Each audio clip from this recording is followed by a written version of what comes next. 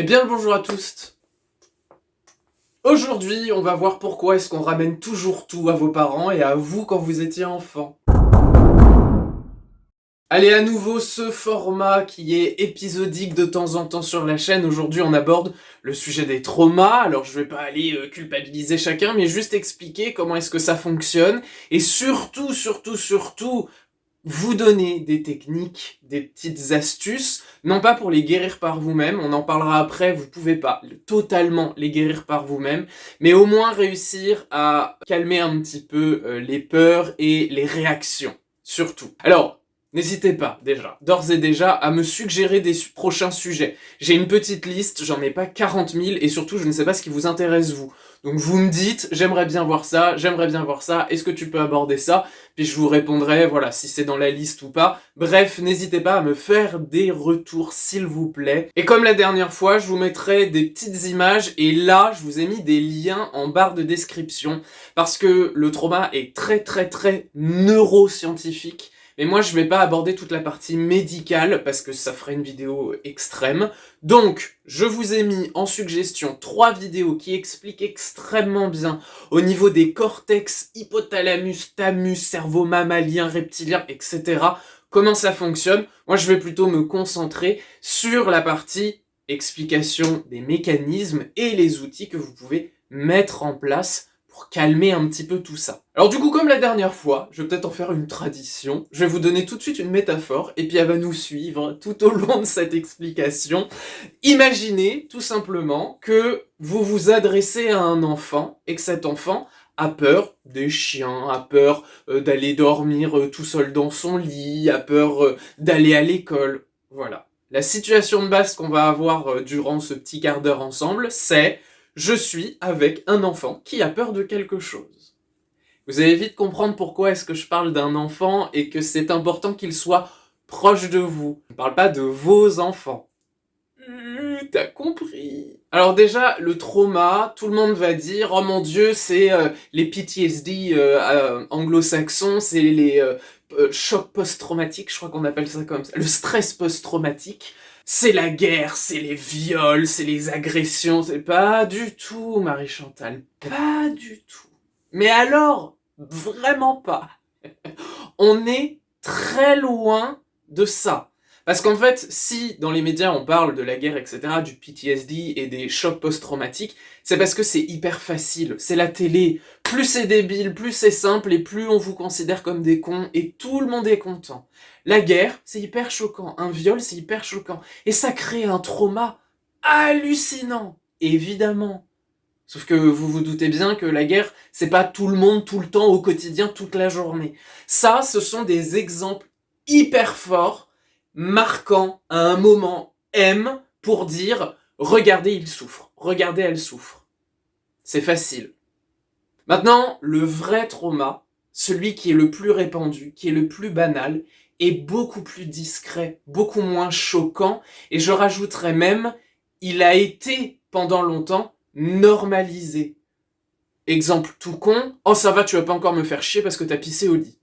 À force, ça crée une situation de déséquilibre, de peur et d'émotions gênantes chez l'enfant, encore une fois, votre petit vous à côté, qui génère des croyances, des schémas et des lésions dans le cerveau. Ça, c'est un vrai trauma. C'est pas la guerre, c'est pas le viol, c'est pas l'agression, c'est un vrai trauma.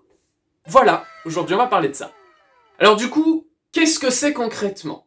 Le trauma est avant tout neurologique, physique. Ce n'est pas une croyance, une idée, une énergie, un truc qui vole dans l'air. Ce sont des vraies lésions, des coupures, comme des cicatrices, qui interrompent l'échange entre des neurones.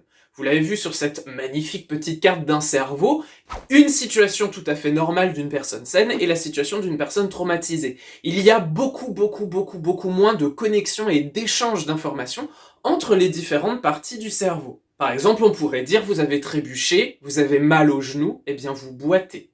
Vous avez subi un choc ou une répétition douloureuse d'un point de vue émotionnel, votre cerveau réagit pour s'adapter. Je vous rappelle que c'est l'objectif premier, le cerveau, son seul et unique intérêt, c'est échapper à la mort et assurer la survie. Point.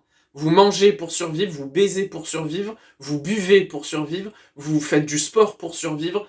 Tout est en mode survie. Donc si on lui répète, peur, eh bien lui, pour se détacher, pour qu'il y ait moins d'énergie à fournir face à une peur répétée, il va aller dans un cerveau reptilien de fuite. Et après, la fuite, vous l'aurez compris, peut prendre différentes formes. Ce qui est très intéressant là-dedans, c'est de voir, en 2 mots, comment est-ce que le cerveau se forme quand il est dans le ventre de sa mère. Vous avez la colonne rachitique qui va commencer à donner un premier bulbe, c'est votre cerveau reptilien. Oui, les réflexes, l'inconscient, la survie, l'impulsion animale. Puis par-dessus se met le cerveau mammalien, ou cerveau émotionnel, qui lui va gérer tout ce qui se passe dans votre corps et l'impulsion, je suis contente, j'ai peur, je suis en colère, etc. Je glisse au passage que vous comprendrez très bien comme quoi les émotions sont avant et primordiales aux pensées et à la compréhension. Je vous laisse aller voir ma dernière vidéo sur l'intelligence émotionnelle pour le comprendre. Et ensuite, vous avez le cerveau cartésien qui recouvre l'ensemble et qui lui va s'occuper du langage, de la mémoire, des interactions sociales, etc., etc. Tout ce qui fait de nous, en fait, qu'on n'est pas des chiennes. Et je ne ferai pas de blague. Donc le trauma, en coupant ces lésions, en réduisant l'activité et le temps, au final, de réaction, d'énergie qui est consommée, le cerveau apprend que tel chien fait peur. Donc dès qu'il y a un chien, eh ben, on coupe, réponse immédiate, je fuis. C'est évidemment applicable à toutes les situations de votre vie, et ça peut être une peur de l'engagement, ça peut être une peur de ne pas se sentir aimé, de rester seul, d'être condamné à toujours être dans l'échec, etc., etc. On ne parle pas forcément d'un élément extérieur. Par automatisme, votre cerveau choisit de s'amoindrir pour optimiser la survie et esquiver la mort. Pour ceux qui ne comprendraient pas en quoi est-ce que rester seul signifie mourir, je vous donne un exemple très simple. Quand nous étions, nous humains, encore à moitié singes, ou en tout cas dans un état très primitif, est-ce que vous pensez que seul dans la toundra vous survivez? Petite parenthèse, on a vécu plus de 80 000 ans dans cet état-là. Est-ce que ça vous parle un petit peu en termes d'ancrage du premier cerveau? Ensuite, il y en a eu un autre, puis un autre. C'est le développement de l'être humain. Mais le cerveau reptilien est toujours là. Donc aujourd'hui, si vous vous sentez seul ou que vous avez peur d'être rejeté, derrière, il y a une angoisse de mort. Alors c'est pas une mort directe, on est bien d'accord. Mais c'est un réflexe de survie où le cerveau va couper des connectiques pour que l'on s'adapte ou que l'on trouve échappatoire à ce sentiment de peur et d'isolement. Le trauma est quasi toujours conditionné par rejet, abandon, au final, solitude, je n'ai pas le droit d'exister. Ça peut être un petit peu dur à entendre pour certains.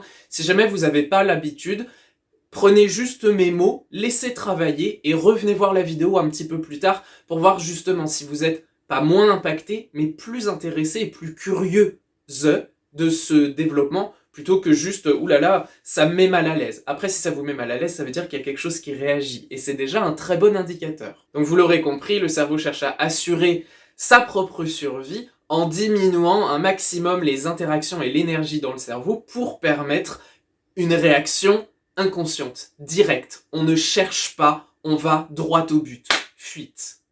Dans un sens, on peut résumer ça à votre cerveau s'amoindrit et vous êtes dirigé par une part animale. Quand vous subissez un choc ou une émotion répétée pendant longtemps, le cerveau s'habitue donc à cette émotion, à ce danger, et vous le voyez, il peut être émis en un seul coup, tel que le viol ou la guerre, mais ça peut aussi être étalé pendant des mois et des années. Si on vous répète à longueur de temps que vous n'avez aucune valeur parce que vous avez des mauvaises notes à l'école, le jour où vous allez entrer au travail, vous allez considérer que vous n'avez aucune valeur. Votre cerveau a imprimé ça. La réaction de l'extérieur est checkée par la mémoire. Ce n'est pas une logique comme on pourrait croire un ordinateur qui prévoit à l'avenir. C'est pas la météo, nos réactions.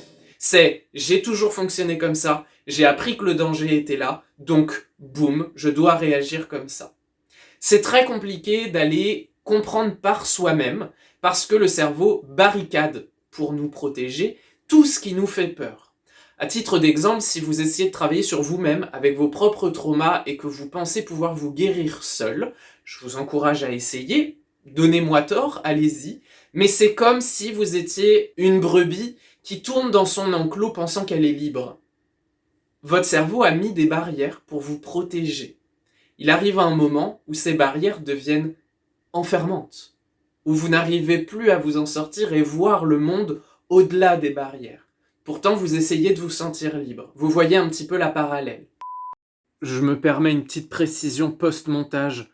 Toutes les personnes qui n'ont pas envie d'aller voir un psychologue, rappelez-vous que votre cerveau vous protège de ce qui vous fait peur.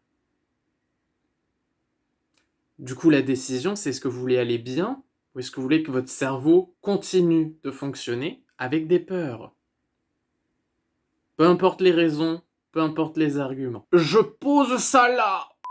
Alors du coup, pour un enfant, qu'est-ce que ça va signifier? Comment est-ce que ça s'inscrit? C'est extrêmement simple. Un enfant de 3, 4, 5, alors 7 ans, en général, les traumas s'inscrivent avant, moins de 7 ans. Au niveau des phases, c'est 0, 2, 2, 4, 5, et ensuite 5, 7. Ok? Là, vous avez tout un début de développement sur la compréhension du monde, c'est la partie cartésienne et émotionnelle. Et à cet âge-là, quand on a peur, on ne sait pas dire j'ai peur. On ne sait pas dire je suis en colère. Du coup, ces émotions, qu'est-ce qu'elles deviennent? Elles restent à l'intérieur, parce qu'on n'arrive pas à les exprimer. Et en plus de ça, je pense, vous comme moi, on n'a pas eu des parents qui étaient ouverts au développement personnel et qui étaient capables de nous transmettre ce qu'était l'intelligence émotionnelle, typiquement, ou ne serait-ce que exprimer ses besoins, ressentir des gènes dans le corps, c'était « tu dois être comme ci, tu dois être comme ça ». Déjà, c'est une forme de rejet. Tu dois être. Il n'y a pas d'obligation. Je suis. Voilà. Il faut le constater et puis après apprendre avec l'éducation comment est-ce qu'on interfère avec les autres. Donc cet enfant qui a subi des émotions à répétition se retrouve un petit peu piégé, le cerveau ne sait pas les gérer. S'il y a de la tristesse plus de la peur, vous comprenez que c'est une esquive. S'il y a de la colère et de la peur, il y a une esquive. Et puis de vous à moi, un enfant au niveau de la colère, ça n'existe pas vraiment. On parle plutôt de frustration, et ces frustrations viennent d'une peur affective. L'enfant, et vous connaissez je pense tous et toutes cette étude, alors je me souviens plus, je vous l'affiche là, le nom des personnes si vous voulez le retrouver. Des scientifiques ont pris un bébé babouin et l'ont amené dans une pièce où il y avait une guenon tout en métal qui donne à manger et une guenon qui ne donne pas à manger mais couverte de fourrure. Ce qu'il faut comprendre, c'est qu'il y en a une qui nourrit mais qui fait mal et il y en a une autre qui ne nourrit pas mais qui fait un câlin. La grande majorité de ces bébés meurent dans les bras de la mère qui fait un câlin. C'est à partir de ces années 70-80 que l'enfant est vu comme un être sensible, dont la priorité n'est pas de manger, mais d'être en sécurité affective. Je vous donne mes deux bras à couper, toutes vos peurs, insécurité et traumas se sont ancrés par insécurité affective. D'ailleurs, si vous me regardez aujourd'hui avec les tirages, c'est parce que justement on aborde toute la part émotionnelle et la part relationnelle de votre vie. Les traumas sont vraiment conditionnés par la part sensible de chacun de nous depuis le plus jeune âge. Tu fais le lien avec l'enfant, tu comprends. Alors approfondissons un petit peu. Avec les outils, quelles techniques vous pourriez avoir pour déjà vous initier un petit peu à la découverte de ces traumas et puis continuer avec un professionnel en suivant. Le but là, je le répète parce que c'est très important, ça va pas être de vous donner des tips pour vous guérir de vos traumas. Vraiment, j'insiste, ce n'est pas possible. Il est nécessaire d'avoir un regard extérieur qui sert de miroir pour vous montrer où est-ce qu'il y a des barrières que vous ne voyez pas. C'est l'angle mort du camion, voyez-vous. Donc déjà, dans un premier temps, je vous invite à essayer de chercher votre peur. Alors, vous connaissez tous les 5 blessures de Lise Bourbeau. Si ce n'est pas le cas, je vais vous les citer et vous les afficher. Nous avons le rejet et l'abandon. Tout le monde Tout le monde sans exception a rejet et abandon. Je vous le dis tout de suite, peut-être j'en parlerai un jour si ça vous intéresse, mais le rejet se cache derrière une autre blessure. Donc si vous pensez ne pas avoir de rejet, elle est peut-être derrière autre chose et c'est juste un travail à réorienter. Je vous le dis, je suis resté 1 an à bosser l'abandon alors que c'était le rejet. Ah, merci, hein, j'aurais bien aimé qu'on me le dise. Ensuite, nous avons la trahison, l'humiliation et l'injustice. Je vous laisse approfondir sur Google et Internet, c'est pas le sujet de la vidéo, mais vous avez déjà des petites pistes de comment je fonctionne, pourquoi j'ai ces réactions inconscientes, et peut-être checker dans votre passé, dans votre mémoire, à quel moment telle ou telle blessure a pu être réveillée par telle ou telle personne de votre entourage. Ensuite, on a tout le travail sur les phrases, que l'on voit notamment en EMDR. Alors je vous ai fait un tableau, je le mets sur ma tête parce que je veux que vous puissiez bien le voir. Je vous ai mis 30 phrases. Je vous invite à prendre un moment, là tout de suite, vous pouvez faire pause, prendre une capture d'écran, y revenir plus tard. Vous lisez ces phrases-là, tranquillement, au calme, et sans musique, sans bruit, sans rien. Et vous essayez de voir lesquelles vous impactent. Qu'il y en ait une, qu'il y en ait 10, qu'il y en ait 30, on s'en fout. Vous prenez en note chacune de ces phrases qui vous parlent. Je vous invite ensuite à leur donner une note sur 20 en termes d'impact émotionnel, de réaction. Vous vous dites, celle-là me fait très mal, 20 sur 20, 22 sur 20, 50 sur 20. Celle-là un petit peu moins, 15 sur 20. Celle-là, oui, ça me parle, mais pas plus, 3 sur 20. Et ensuite, vous les classez dans l'ordre, et je vous invite à utiliser cette petite liste pour entamer et orienter votre développement personnel. Faites des recherches avec ces phrases, avec ces croyances, pour pouvoir comprendre toutes les implications neurologiques, traumatiques, qui peuvent être dissimulées derrière des affirmations qui vous sclérosent. Ce travail-là est fait notamment en EMDR, donc vous savez, ce sont les mouvements droite-gauche qu'on fait avec les yeux pour reconnecter justement une part émotionnelle et une part intellectuelle. Ça guérit notamment la dissociation. Alors, pareil, je ne vais pas rentrer dans les détails, mais je vous invite à voir sur Internet toutes ces lésions dans votre cerveau, créer des automatismes. Soit, du coup, on est full, complètement dans l'émotion, et il n'y a plus de logique. Soit on est complètement dans la logique et on ne ressent plus d'émotion. C'est ce qu'on appelle le blocage émotionnel. Le but, ça va être de prendre ces deux éléments, et avec le MDR, en faisant droite-gauche avec les yeux, au passage, je vous le dis, c'est le mouvement que font vos yeux pendant que vous dormez pour traiter toutes les informations et émotions de la journée. L'intérêt d'aller dormir. Et en faisant droite-gauche, clic, clic, clic, clic, clic, clic, clic, clic, clic, et il y a un moment, ça reconnecte, et là, le cerveau retrouvant sa musculature et son efficacité, il réenclenche le traitement des informations, vous permettant de digérer des émotions, des relations, des angoisses, des appréhensions. Régler la dissociation, c'est avec le MDR, sachant que vous pouvez faire plusieurs séances et ça ne dure jamais plus de entre 4 et 6 mois. Voilà, je vous offre sur un plateau, là, une solution de mes problèmes se règlent en 6 mois. Et au passage, je ne fais pas de MDR, donc je ne vous vends même pas mes services. Je vous invite à aller voir mes collègues qui, eux, pratiquent le MDR. Il n'y a même pas d'enrichissement personnel. C'est un partage.